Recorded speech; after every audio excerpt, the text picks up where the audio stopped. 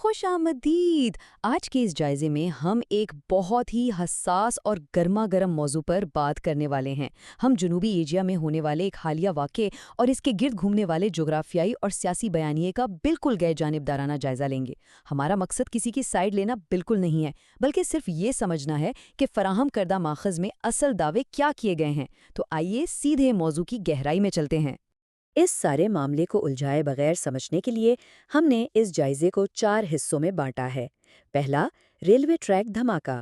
دوسرا، میڈیا کی سرخیاں اور الزامات۔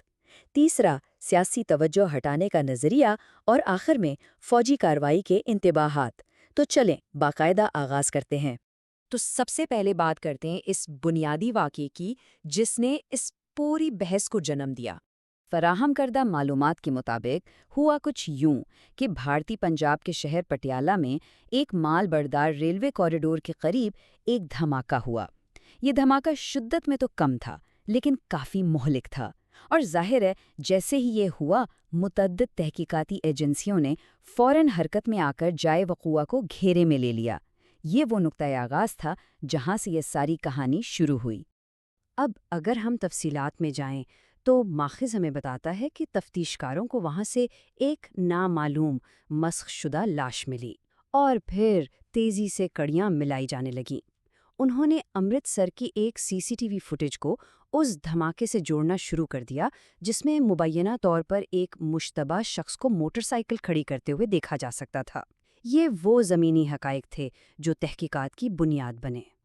اب آتے ہیں دوسرے حصے کی طرف جو شاید سب سے زیادہ توجہ طلب ہے، یعنی میڈیا کی سرخیاں اور لگائے گئے الزامات۔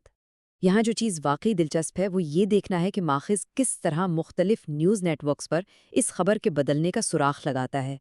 یہ دیکھنا حیران کن ہے کہ ایک مقامی واقعے کی کوریج کتنی تیزی سے اپنا رنگ بدلتی ہے۔ ذرا اس ترتیب کو دیکھیں۔ انڈیا ٹوڈے نے صرف ایک ابتدائی دھماکے اور تحقیقات کی خبر دی۔ پھر انڈیا ٹی وی نے کہا کہ خالستان ٹائیگر فورس نے ذمہ داری قبول کر لی ہے۔ بات یہی نہیں رکی۔ دی ہندو اور پنجاب نیوز لائن نے غیر ملکی روابط کا ذکر شروع کر دیا، اور آخرکار NDTV نے باقاعدہ اعلان کر دیا کہ ایک ISI سے منسلک ماڈیول پکڑا گیا ہے۔ ماخذ اس پورے سفر کو نمایاں کر کے یہ دعویٰ کرتا ہے کہ بھارتی میڈیا نے انتہائی منظم انداز میں اس واقعے کا سارا ملبہ پاکستان کی انٹیلیجنس ایجنسی ISI پر ڈال دیا۔ ایک سادہ سی خبر کیسے بین الاقوامی سازش بن گئی، یہ اس کی ایک واضح مثال ہے۔ اور یہی چیز ہمیں ہمارے تیسرے حصے کی طرف لے جاتی ہے، یعنی سیاسی توجہ ہٹانے کا نظریہ۔ اب سوال یہ پیدا ہوتا ہے کہ یہ سب ابھی کیوں ہو رہا ہے؟ ماخذ کا ماننا ہے کہ یہ اچانک لگنے والے الزامات کوئی اتفاق نہیں ہے، بلکہ ان کا دعویٰ ہے کہ یہ دراصل بھارت کے اپنے اندرونی سیاسی مسائل سے عوام کی توجہ ہٹانے کی ایک سوچی سمجھی کوشش ہے۔ اس بات کو وزن دینے کے لیے ماخذ ایک بہت ہی مشہور اور معنی خیز فکرے کا حوالہ دیتا ہے۔ سرحدوں پر بہت تناؤ ہے، کیا کچھ پتہ تو کرو، چناؤ ہے کیا؟ یعنی جب بھی انتخابات قریب ہوتے ہیں، سرحدوں پر کشیدگی بڑھنا ایک تاریخی معمول بن چکا ہے، اور یہ وہ تعلق ہے جس کی طرف یہ جائزہ ہماری توجہ دلانا چاہتا ہے۔ ماخذ کے دعوے کے مطابق اس وقت بھارتی وزیر اعظم کو اندرونی طور پر کافی چیلنجز کا سامنا ہے۔ اپوزیشن ان کا مذاق اڑا رہی ہے، انہیں سرنڈر مودی جیسے نام دیے جا رہے ہیں، اور تو اور اپنی ہی پارٹی کے اندر سے جیسے کہ یوگی آدتیہ ناتھ کی طرف سے دباؤ بڑھ رہا ہے۔ تو دعویٰ یہ ہے کہ یہ جو نفرت کا بیج بویا گیا تھا وہ اب خود پارٹی کو نگل رہا ہے، اور اسی گرتی ہوئی مقبولیت اور دباؤ کی وجہ سے ایک غیر ملکی خطرے کا بیانیہ بنانا ان کی سیاسی مجبوری بن چکا ہے۔ اب ذرا اس تقابل کو دیکھیں۔ ایک طرف آپ کو بھارتی میڈیا کا بیانیہ نظر آ رہا ہے جو اسے غیر ملکی گروہوں کی تیار کرتا ایک بڑی دہشت گردی کی سازش قرار دے رہا ہے، اور دوسری طرف ماخذ کا بیانیہ ہے جو اسے حکمران جماعت کی جانب سے محض سیاسی توجہ ہٹانے کا ایک اندرونی ڈرامہ کہہ رہا ہے۔ یہ دو بالکل متضاد رخ ہیں جو ہمیں اس پورے مسئلے کو دیکھنے کے دو مختلف زاویے فراہم کرتے ہیں۔ تو آئیے اب اپنے آخری حصے کی طرف چلتے ہیں جہاں بات میڈیا سے نکل کر باقاعدہ فوجی انتباہات تک پہنچ جاتی ہے۔ ماخذ نے یہاں ایک پوری ہسٹری بیان کی ہے، 1 سال پہلے کے آپریشن سندور سے لے کر پاکستان کے جوابی آپریشن بنیان مرصوص تک، اور پھر حالیہ دنوں میں سرکریک کے قریب بھارت کی ترشول مشقوں تک۔ اس ٹائم لائن کو دکھانے کا مقصد یہ ثابت کرنا ہے کہ بھارت شاید اپنے ماضی کی فوجی ہزیمتوں کا بدلہ لینے کی کوشش کر رہا ہے۔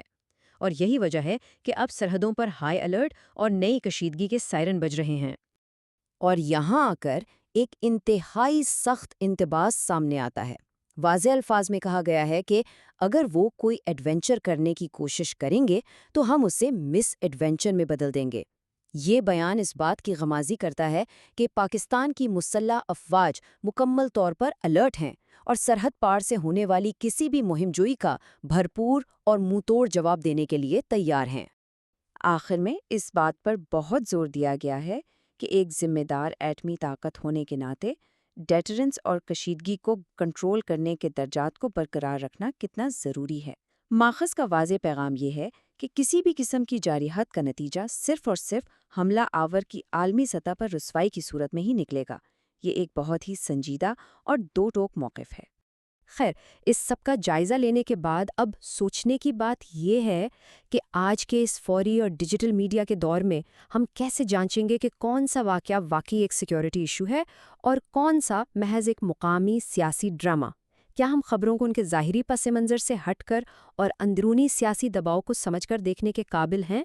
یہ وہ اہم سوال ہے جو ہمیں خود سے پوچھنا ہے۔ اس جائزے میں ہمارے ساتھ شامل ہونے کا بہت شکریہ۔